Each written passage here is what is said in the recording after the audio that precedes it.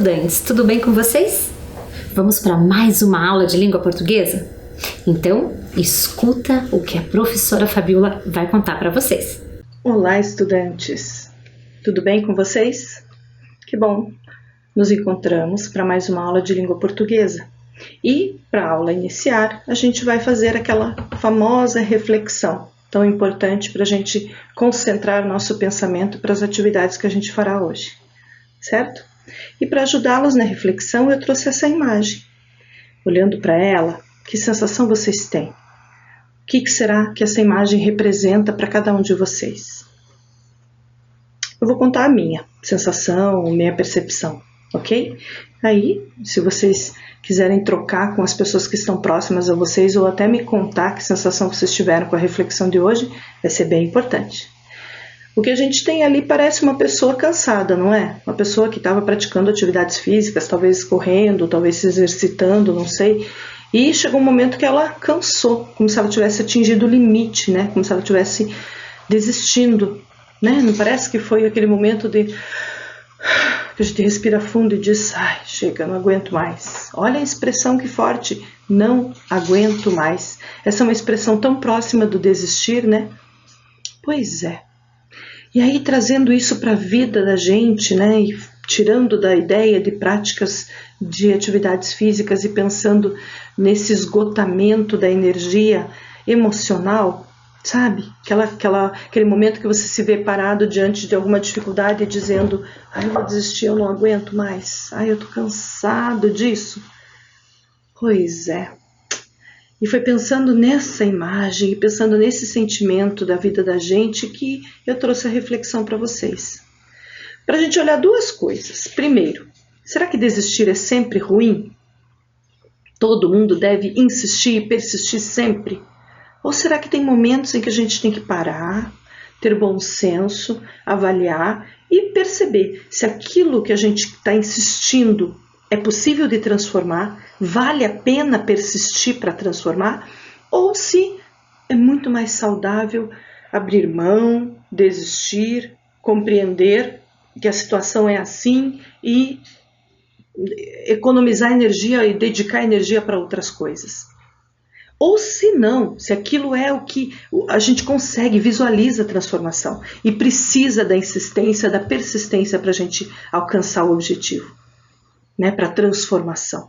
Então, essa é a reflexão de hoje, para a gente pensar sobre isso. E para contribuir com a imagem, eu trouxe uma mensagem. A mensagem é do escritor mineiro Geraldo Eustáquio de Souza. E ela diz o seguinte, pensem comigo. Depois eu vou chamar a atenção para elementos bem pontuais dessa frase, desse pensamento, para a gente analisar. Mas diz assim, desistir. Eu já pensei seriamente nisso, mas nunca me levei realmente a sério. É que tem mais chão nos meus olhos do que cansaço nas minhas pernas. Mais esperança nos meus passos do que tristeza nos meus ombros. Mais estrada no meu coração do que medo na minha cabeça. Olha que forte isso, que poderoso. Desistir. Daí ele diz assim, eu já pensei sério sobre isso, mas eu não me levei a sério. E por que ele não se levou a sério, né? Por que ele, quando pensou sobre essa possibilidade de abrir mão de algo que ele desejava, ou de algo que ele queria transformar, por que ele não desistiu? Por que ele não levou a sério? E aí, olha que frases poderosas. Ele diz assim, é que tem mais chão nos meus olhos do que cansaço nas minhas pernas. Quer dizer, ele vê mais coisas para frente do que simplesmente não aguentar mais. Não aguentar mais é pouco, é mais forte o que ele vê. Aí ele diz assim, mais esperança nos meus passos do que tristeza nos meus ombros. Ou seja, eu tenho muito mais expectativa naquilo que eu enxergo lá na frente, eu tenho muito mais vontade de alcançar aquilo do que peso aqui, aquela coisa que me segura, que me impede, que me diz, eu não aguento. É mais forte a vontade de seguir em frente. Mais estrada no meu coração do que medo na minha cabeça. Então é muito mais perceber que dá para seguir em frente, que tem caminho aberto, do que ficar preocupado, será que vou, será que não vou, será que faço, será que não faço, será que aguento, será que não aguento. E aí eu acho que essa nossa reflexão tem muito a ver com o momento que a gente está vivendo. né? Em tudo, seja no trabalho, seja nos estudos, seja na vida do jeito que ela está acontecendo historicamente nesse momento de pandemia, né? Será que a gente vai, deixa, não aguento mais ficar em casa, então eu vou sair, vou visitar os amigos, vou encontrar as pessoas nos lugares, vou circular. Não aguento mais estudar, tá cansativo, tá difícil, eu vou abrir mão, vou desistir. É aí que vale a pena você avaliar, é aí que vale a pena você parar e pensar. Você vê perspectiva? Você vê coisas adiante? Vale a pena persistir? Vale a pena insistir? Vale a pena continuar e não desistir? Pensa sobre isso. Nossa reflexão é sobre isso. Até onde vale a pena aquilo que a gente está sentindo que precisa ser transformado. Tá bom? E vamos seguir em frente. Com essa esperança e com essa vontade de seguir em frente. É que eu quero que vocês concentrem agora o olhar de vocês e o pensamento de vocês para o nosso assunto de língua portuguesa. E esse assunto vai começar retomando algumas informações que a gente já conversou. Certo? Vamos lá? Lembram-se de falar, no mês de novembro, sobre o texto expositivo? Trabalhamos muito sobre o texto expositivo porque trabalhávamos sobre a consciência negra, sobre o mês de novembro negro, né? Informações, explicações, ideias, argumentações. A gente ouviu muita coisa para construir uma opinião. E muitas das informações a gente tirou de textos expositivos. A gente teve uma aula lembrando sobre o que era o texto expositivo, mais de uma aula. Vamos relembrar. O texto expositivo tem o objetivo de explicar um assunto, uma ideia ou uma situação. Então, se a gente tem isso compreendido, que o texto expositivo nos traz a informação, nos explica um assunto para que a gente tenha conhecimento, para que a gente se aproprie desse conhecimento, então a gente precisa saber onde encontrar esses textos. E a gente também fez esse estudo. Encontramos textos expositivos em jornais escritos, em revistas escritas, em jornais televisivos, do rádio, em panfletos, no dicionário. Lembram o dicionário? Também tem numa entrevista. Então, texto expositivo ele vai ser apresentado, vai circular, tanto pelo espaço escrito como pela oralidade, né? Pelo meio escrito como pelo meio da oralidade, certo? Compreendendo isso, vamos ampliar nossos conhecimentos sobre texto expositivo. E o que eu quero estudar com vocês hoje é um outro tipo de texto expositivo, um dos gêneros desse texto expositivo. Vamos lá? Vejam se vocês conhecem. O texto que eu trouxe está ali já, ó. É um exemplo. Nós já vamos olhar para ele nos detalhes. Conhecem? Professora, eu conheço nhoque. Eu li ali nhoque, mas eu não sei o que é. Parece que tem panela desenhada, parece que tem colher. Não estou entendendo. Então vamos continuar olhando. Trouxe outro. Esse parece de jornal, não parece? Parece algo que vai no jornal, na revista, até na televisão pode ser que a gente tenha visto. Então textos expositivos que misturam o quê? O que vocês estão identificando ali?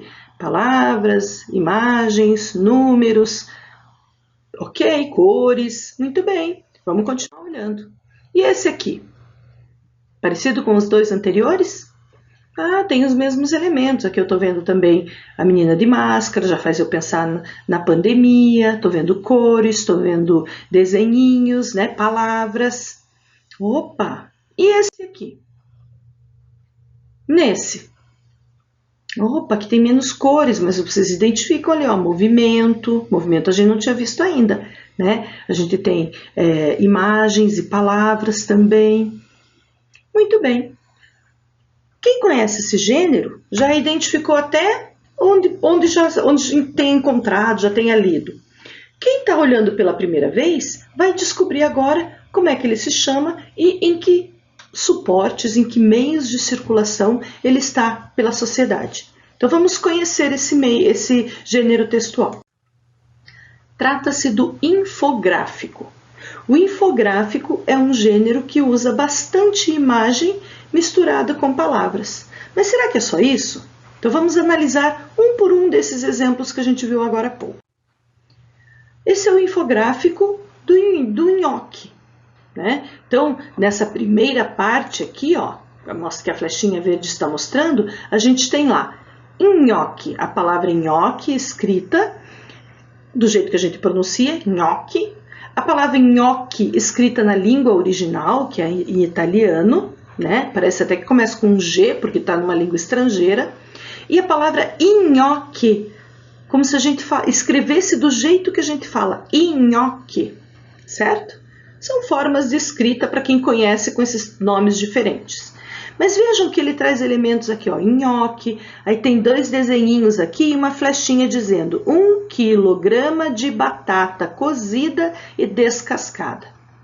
Logo acima, do ladinho da batata, tem um ovo, o desenho, a palavra ovo, o número 1 e uma flecha apontando para essa informação.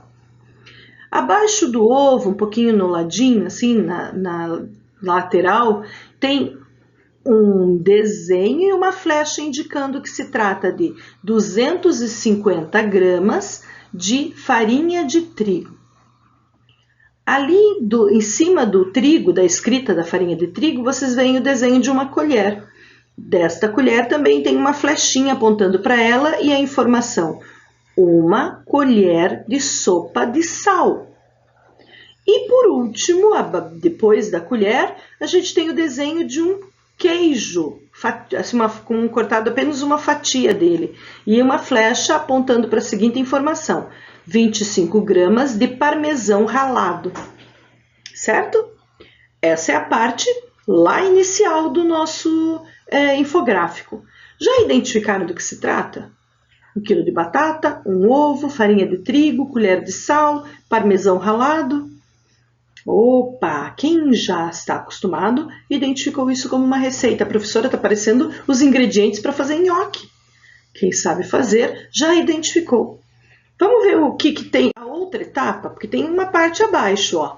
Nessa parte que a flechinha verde está mostrando, tem panela. Parece que as batatas estão cozinhando lá. Aí diz embaixo, amasse as batatas e aquele amassador de batatas. Ao lado, outra panela, uma colher, alguns elementos ali, ó, a casquinha de ovo quebrado, a clara e a gema do ovo sendo despejadas dentro da panela e diz, misture todos os ingredientes.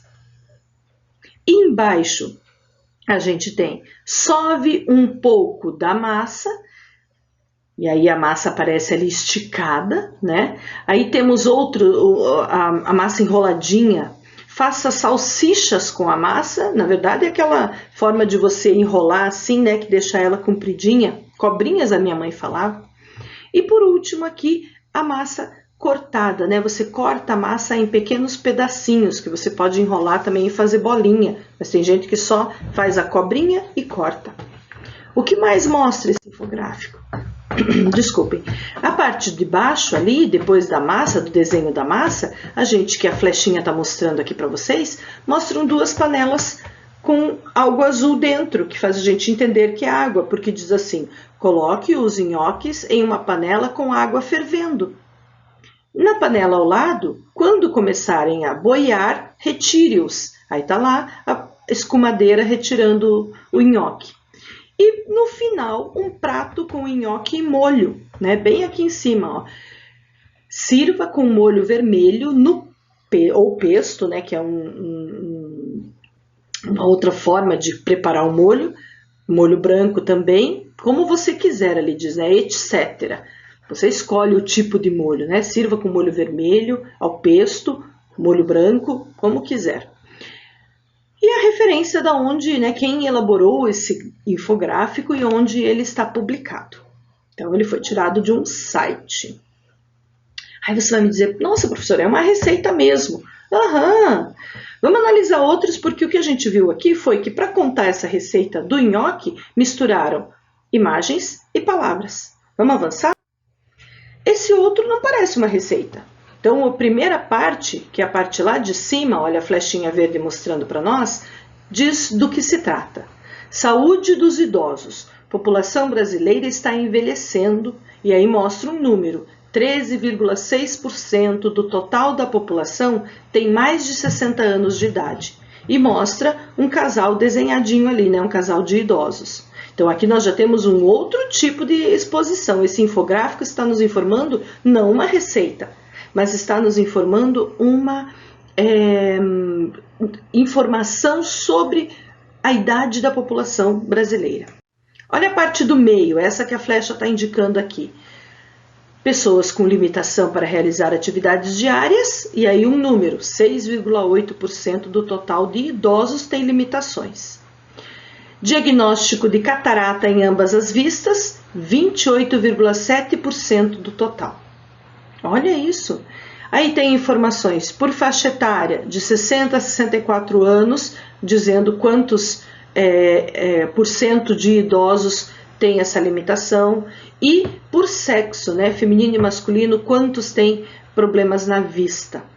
E aí um número total lá de 40,5% dos que não fizeram cirurgia de medo de complicação da vista, né?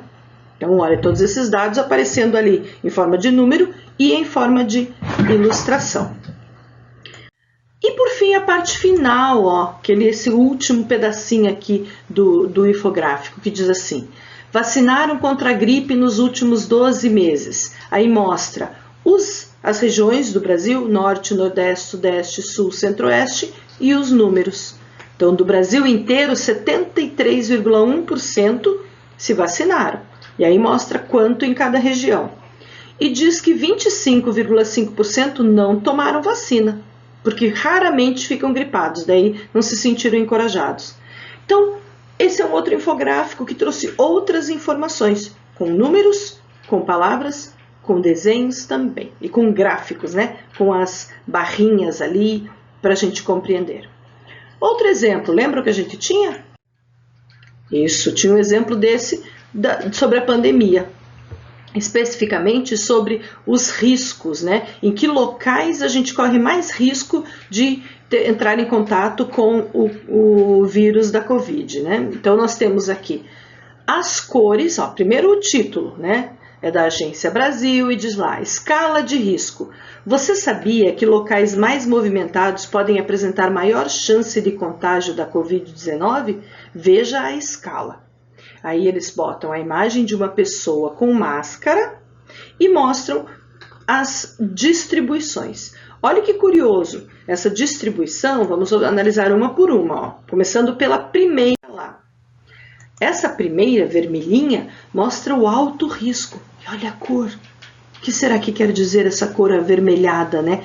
Ligada ao alto risco. Então, alto risco de se contaminar. Hospitais, transporte público.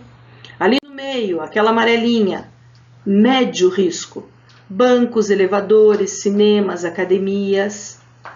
E olha lá, maior risco, baixo risco. Baixo risco na cor verde, drogarias, vias públicas, veículo particular, casa. Então esses são os que têm menos risco de contaminar, baixo risco, e os outros dois, maior risco. Perceberam que a relação que tinha ainda com cores para nos mostrar essa informação? Vermelho, amarelo, verde, e os desenhos junto com as palavras? Tudo isso é elemento que compõe o infográfico. E esse último, que era o de movimento, né? Aí a gente tinha nele lá as informações. Primeira, a informação lá inicial, evita, ele não está em português, tá? Então a professora vai conversando com vocês e traduzindo, né? Então a importância da água, esse vai falar da importância da água na nossa vida, no corpo humano. E aí mostra ali, ó, evita que sequem as mucosas, então evita que sequem as mucosas dos olhos. Esse outro, ó, os ossos são compostos de 22% de água. Terceira parte, ó, ali diz que ele elimina as toxinas, né? Com a água também ajuda a eliminar, a gente sua, a gente faz xixi, a gente lacrimeja, então ele elimina as toxinas também. Mais uma pessoa adulta tem 60% de água no corpo. Outros, ela regula a temperatura corporal, tomar bastante água. Os músculos têm 75% de água, né? Toda a carne do nosso corpo, né? Formada por água também. O cérebro tem 75% de água também. Ele é composto por 75% de água. O sangue tem 92% de água e ele facilita ainda, né, a circulação, a irrigação dos vasos, facilita quando você toma mais água ainda. E por fim, ele melhora a função digestiva, né? Tomar água ajuda na digestão, né? Ajuda o funcionamento do sistema digestório.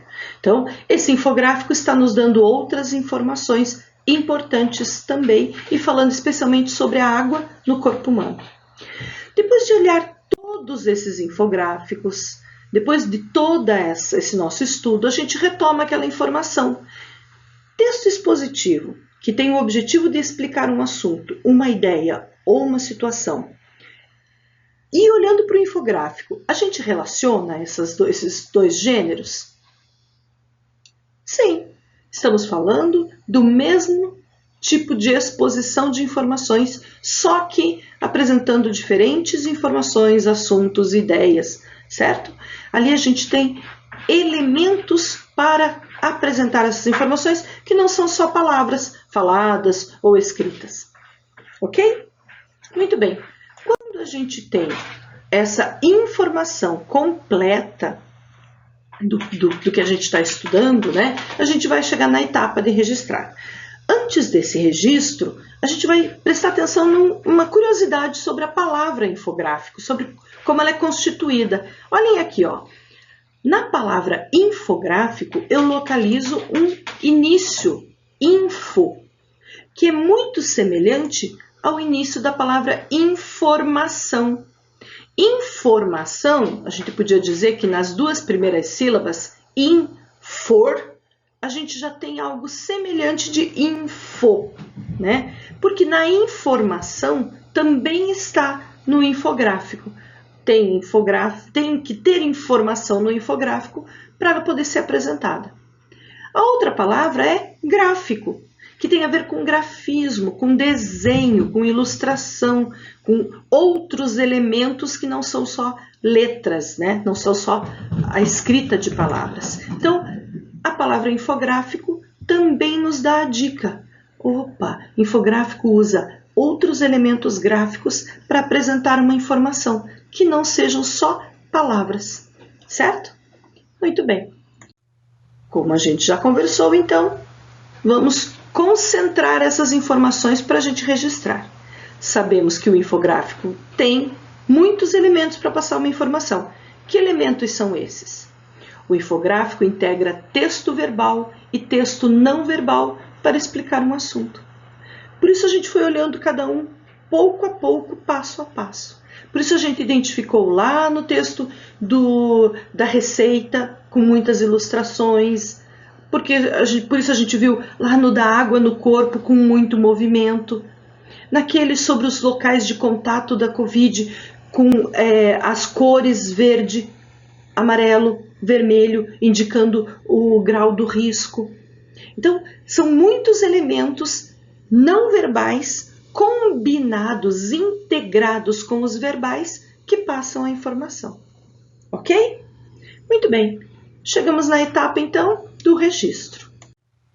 Quando a gente identifica que os textos infográficos, né, que os textos expositivos têm palavras escritas, têm tamanhos de letras diferentes, imagens diferentes, cores diferentes também, e os elementos colocados de formas diferentes, a gente compreende que eles compõem todas essas informações. Aí a gente tem aqui aquele elemento do infográfico, né? Informação com registros, com elementos gráficos, com registros escritos. Então vamos olhar quais são eles. Vocês identificam? Para a gente poder registrar o que a gente compreendeu até agora, vamos lembrar o que é texto verbal e texto não verbal. Então, pensando na palavra escrita, texto verbal. Pensando no tamanho das letras, porque a gente identifica, ó, lá na palavra nhoque, a gente tem letras maiores, mas embaixo de cada desenho letras menores. Então o tamanho das letras são não verbal. A gente não olha elas para entender a palavra só, a gente olha elas para nos chamar a atenção. Opa, a letra maior chama mais atenção que a letra miudinha. Imagens. Tem imagens para nos ajudar a entender. Tem cores, para a gente compreender. Opa, aquele azulzinho parecia água, né? Aquele branquinho parecia ovo. E como eles estão organizados, espalhados ou um ao lado do outro, ou distribuídos em campos. Veja que o nome nhoque está num campo verde, num espaço verde, ou a receita restante está num espaço de uma cor mais neutra, né? Mais suave, para poder identificar os elementos. Muito bem. Noutros, a gente também viu tamanho das letras, imagens, cores. E ainda, além de tamanho de letras e imagens e cores e distribuição, os movimentos, certo? Então, todos esses elementos compõem o infográfico. O infográfico é um texto expositivo que integra texto verbal e texto não verbal para explicar um assunto. Compreendendo tudo isso, vamos registrar. Então, eu quero que vocês agora, com tranquilidade, peguem seu material, caneta, lápis, caderno e registrem o que nós vimos até agora sobre texto infográfico, ok? Vamos lá? Um tempinho para vocês copiarem.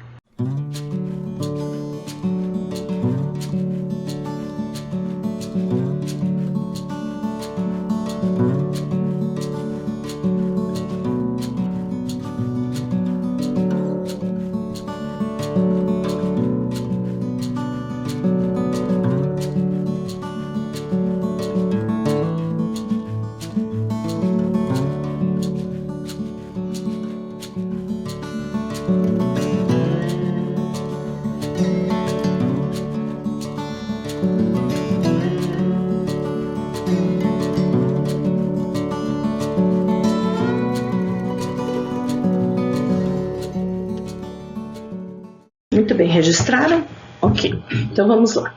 Com esse registro feito, a gente vai agora partir para a análise deste infográfico, pensando também por onde ele circula. A gente já conversou sobre isso. Os infográficos, como textos expositivos, eles circulam então em diferentes espaços. A gente vai identificar o infográfico no jornal, nos jornais escritos, né, revistas, porque eles têm um cunho jornalístico, né? Aquele ali, por exemplo, vai falar sobre futebol e aí vai mostrar com imagens, com palavras, com cores, quais são as informações que precisam ser conhecidas pelas pessoas, compreendidas pelas pessoas a partir do texto, né, do texto expositivo combinado com imagens, do infográfico. Também a gente vai ver na televisão, né, que esse, por exemplo, é o exemplo da meteorologia, né, que vai nos apresentar as informações sobre clima, temperatura, o tempo em determinadas regiões do mapa. Então, essa localização com ilustrações que é feita mostrando para a gente em que região está mais quente, está mais frio, vai ter chuva, vai ter tempestade, vai ter neve, enfim, toda essa, até mostrando qual está mais, né, sofrendo mais com a estiagem de chuva, com a falta de chuva, ou com excesso de chuva. Então, toda essa ilustração combinada, esse texto não verbal combinado com a explicação oral, verbal, do apresentador, né? No caso dessa imagem da apresentadora, vai nos dar essa informação que a gente compreende como infográfico, certo? Expõe a informação usando imagens e texto verbal. E aquele de campanha, no caso ali, uma campanha de conscientização, aquele que a gente analisou, mostrando os locais de risco e qual é a gradação desses riscos, né? Alto risco, médio risco, baixo risco de contágio da Covid-19. Esses, então, são exemplos de onde vão circular, que suportes, por que meios vão circular esses infográficos, ok? Então, esses são 3 exemplos para a gente conhecer. A partir daí, a gente já vai tentar uma atividade. Vamos lá? Antes da gente fazer a atividade, a gente precisa ir compreendendo que relação essas informações que a gente percebeu ali de elementos que compõem o infográfico, como é que eles se relacionam dentro do infográfico, como é que eles ajudam, porque eles têm que ter um ajudar o outro, né? A palavra ajudar a imagem ajudar a palavra para o leitor do infográfico compreender. Então, vamos entender que relação que tem esses elementos? Para fazer essa compreensão, a gente já vai fazendo o exercício. Então, preparem o material de vocês. Vocês vão registrar lá no material de vocês essa informação ali, ó, atividades, e vão observar o infográfico. Conforme a gente vai olhando o infográfico, você vai registrar as respostas. Quais são as respostas? Bom, o que a gente vai fazer então é olhar para um exemplo do infográfico. Eu vou pegar um bem simples de receita, como a gente viu lá o do nhoque, e a gente vai identificar quais são os elementos que estão combinados ali para nos dar informações, certo? Não se preocupem em copiar já, vai dar tempo de copiar, tá? Então eu vou avançar aqui, mas você vai conseguir copiar daqui a pouco. O infográfico que a gente vai analisar é esse aqui. Vamos relembrar quais são os elementos que a gente olha para esse infográfico e relaciona para compreender. Um infográfico tem texto não verbal e texto verbal relacionados, integrados. Então vamos entender esses elementos ali. Palavras escritas, a gente vai procurar se tem nesse infográfico. Tamanho das letras, se tem diferença no tamanho das letras. No formato das letras, se as letras são escritas da mesma forma ou se elas têm uma intenção no formato. Cores, imagens e como os elementos estão organizados, como estão distribuídos, certo? Muito bem. Conforme você for identificando, a gente vai olhar um por um desses elementos no infográfico. Conforme você for identificando, você vai registrando lá, anotando no seu caderno, ok? Então vamos lá. Palavras escritas. Vamos olhar para esse infográfico. Será que ele tem palavras escritas? Ah, você já deve ter identificado. Aqui nós temos com uma letra de tamanho diferente, ó, já temos outra informação, mas por enquanto vamos nas palavras escritas. Sim, tem palavras escritas aqui, aqui, também tem aqui. Olhe junto com os desenhos, mais aqui, também ao lado, com uma letrinha menor, com outra cor de fundo e letra, abaixo dos desenhos e no final do texto. Então, tem muitas palavras escritas. Se você tem essa informação, você já vai registrar lá no seu caderno. No seu caderno, logo depois de colocar essa informação, você vai acrescentar a resposta, palavras escritas. E isso você vai fazer com todas as outras informações que a gente for identificando agora, ok? Porque é isso que a gente vai fazer. Então, um tempinho para você registrar essa informação e a resposta já para a gente dar sequência. Vamos lá?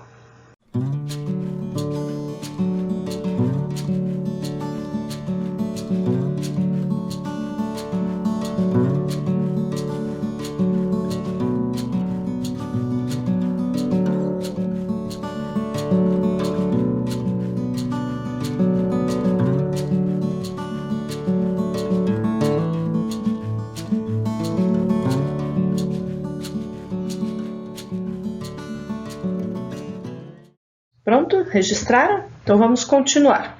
Então a gente já tem o registro das palavras escritas, que foi um elemento gráfico que a gente identificou no infográfico do iogurte grego, da receita do iogurte grego. Vamos olhar então para o tamanho das letras. Observem esse recorte que eu fiz aqui. Eu distribuí, né, para a gente poder enxergar ele maior, mas quero que vocês observem lá onde a flechinha aponta. Tem diferença de tamanho de letra? Ali no título a gente tem o nome dessa receita, né, do que vai ser produzido seguindo esses passos, em destaque, com uma letra grande, uma letra maior. E logo abaixo, com uma letra um pouco menor. Então, a gente tem um nome para chamar a atenção, iogurte grego brasileiro, com uma letra média já, né, um tamanho menor, mas também ainda em destaque. E aí a gente tem toda a descrição, né? Primeiro, quais os ingredientes, olha lá, ó, 2 potes de iogurte natural, 1 colher de café de essência de baunilha, 1 colher de chá de açúcar. Aí a gente tem a outra etapa, com as informações sobre colocar todos os ingredientes em cima de um pano de prato, e esse pano de prato em cima de uma peneira, evitar que encoste no fundo da tigela, para que o iogurte possa escorrer, né, o soro do iogurte possa escorrer e permanecer lá na tigela, mas o iogurte fique concentrado no pano de prato. Aí ali numa flechinha que eu apontei para uma letra menorzinha que está embaixo do desenho da tigela, é porque está dizendo assim que você pode substituir o pano de prato por um filtro de papel. E ainda tem as orientações de que você pode colocar esse iogurte, deve colocar, na verdade, na geladeira por um tempo lá, né, por algumas horas, para que ele vá pegando consistência. E aí, no restante das informações, a gente tem o que você pode fazer com o soro, que você tempera daí esse que ficou no pano de prato, você vai temperar com o açúcar, com a essência de baunilha, e vai ter o seu iogurte grego, e aí as diferentes formas de você saborear esse iogurte, né? Enfim, as letras diferentes, em tamanhos diferentes, são para chamar a atenção do leitor. O leitor vai prestar atenção mais rapidamente com as letras maiores, né? Ele vai chamar a atenção dele inicialmente. Então ele olha para o título, já sabe do que se trata. Mas as informações menorzinhas exigem atenção, exigem que pare, faça a leitura, porque ali tem informações importantes também, certo? Então sim, tem diferentes tamanhos de letras, mais um elemento. O que mais a gente identificou? A gente identificou o formato de letras, e eu trouxe para chamar a atenção de vocês essa outra placa de argila com letras da Grécia, letras gregas, do alfabeto grego. O alfabeto grego antigo, né? Tem um alfabeto grego bem antigo, não é parecido com o nosso, a gente já estudou sobre essa história, mas não é o que a gente usa. Então não daria para ter escrito iogurte grego ali como está no título e a gente ter entendido, né? Então ali onde a flecha aponta, a forma como eles escreveram foi tentando imitar o traçado da letra do alfabeto grego da antiga Grécia. Então esse traçado de angular, né, a letra, olha como que está a letra O, né? Não é redondinha, ela tem pontinhas. Não é exatamente como era na Grécia, mas lembra essa letra escrita com traços. A letra G, a letra R, a letra E, né? Elas fazem menção, elas fazem a gente lembrar do alfabeto grego. Então o formato das letras propositalmente imitando ou procurando representar o alfabeto grego. Por quê? Por conta do nome do iogurte. Então, sim, formato das letras é um recurso gráfico que a gente vai pôr lá na nossa lista. O que mais? Cores. Quando a gente olha ali, a gente identifica 2 cores principais, né? Aparecem em destaque o azul e o branco, predominam o azul e o branco. Mas a gente percebe lá na colher de café de essência de baunilha, que tem a cor da essência de baunilha, mas é muito pequenininha, muito pouquinha, não chama tanto a nossa atenção. O que chama a nossa atenção é o azul e branco. Aí a gente pensa, mas por que azul e branco, né? O que fez eles escolherem essa cor? Aí eu trouxe para chamar a atenção de vocês embalagens que são comercializadas do iogurte grego industrializado. E olha as cores que predominam nessas embalagens.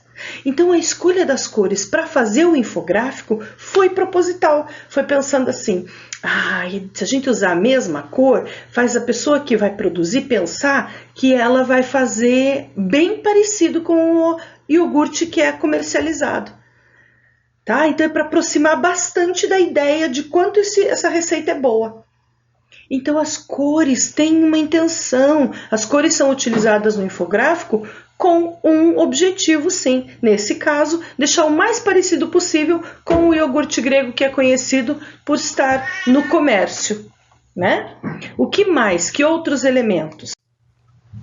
A gente tem imagens. Aí a flechinha já está mostrando para vocês ali a imagem que contorna o infográfico. Mas além dessa imagem que contorna o infográfico, olha o que eu vou mostrar para vocês. O copinho de iogurte. esse copinho de iogurte já é para fazer menção ao copo comercializado. Olha como lembra. Além disso, em volta do infográfico, esse desenho que eu já tinha dito antes, ele também faz parte de embalagens de iogurte grego que estão no comércio. Então, esse formato, esse desenho também faz parte da ideia de um produto muito parecido com o produto comercializado por aí. Mas o que é mais curioso que eu quero mostrar para vocês é essa arte grega. Ó. Essa aqui é uma cerâmica grega. Observem o desenho dessa cerâmica. Sim, esse desenho ali de ângulos, de linhas retas, né? Esse desenho geométrico que faz uma barrinha, é o mesmo desenho que faz a moldura do infográfico. Então, muitos elementos que fazem a gente lembrar tanto do iogurte industrializado, como lembrar da própria Grécia, elementos da Grécia vieram para o infográfico. São imagens que fazem o entendimento das informações ficar ainda melhor, tá? Então, sim, imagens é mais um elemento que vai para a nossa listinha lá. O que mais? A gente tem a organização. Se a gente sabe que é uma receita, será que eles organizaram essas informações de receita, o passo a passo? Vamos identificar? Então, a gente tem os ingredientes, lá no comecinho do infográfico. A gente tem o que fazer, né? Como fazer na mistura desses ingredientes e depois como é que ele fica pronto, né? Como é que finaliza essa receita. Então ela está organizada, até separada por linhas brancas. A distribuição dos elementos é para manter a ideia, a organização de de uma receita, mas dentro de um texto de infográfico. Então mantém a apresentação da informação, né? A exposição da informação. O que mais? Agora é hora então da gente colocar essas informações no nosso caderno. Se a gente já fez toda essa leitura, eu quero que vocês registrem. Então, um tempinho para vocês colocarem aqui tudo que a gente observou. Se você já foi colocando, melhor ainda. Se não, faz um esforcinho aí de memória, tenta lembrar do infográfico e registra aí. Daqui a pouco a gente vem e confere as informações, ok? Então vamos lá, um tempinho para vocês finalizarem.